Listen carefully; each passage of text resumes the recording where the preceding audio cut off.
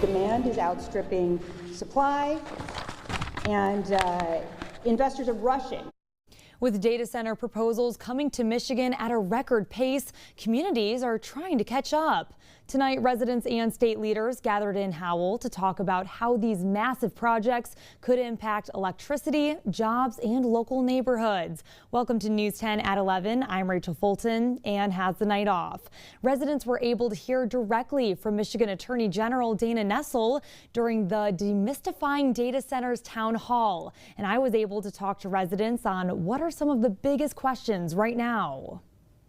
In Howell, a conversation about the future of technology quickly turned into a conversation about the future of the community. 1.4 gigawatts is the equivalent of adding 1 million homes to our electrical grid overnight. And as everyone knows, we only have 10 million people that live in this state, approximately. For many in the room, that number set the tone. It is my job by statute, as the state's top consumer advocate, to do my best to protect our state and its ratepayers through the transition. From power demand to environmental impact, questions quickly turned to what these massive projects could mean for communities long term. These companies promise to generate tax revenue that can be used to support local schools or other public works, but they'll only pay those taxes in the event that they're actually turning a profit.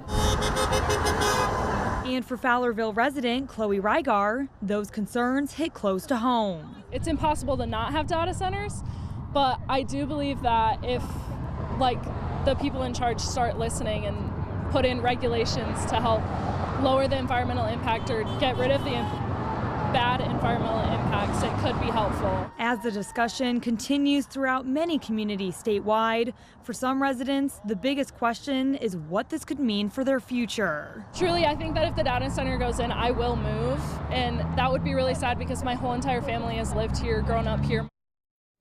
While this town hall focused on Howell's proposed project and others around the state, Michigan already has over 70 data centers operating statewide. Most of them are not being used for AI, according to Attorney General Nessel. This is because they are powering other systems and don't have the capacity. Here's a live look out over downtown Mason on this warm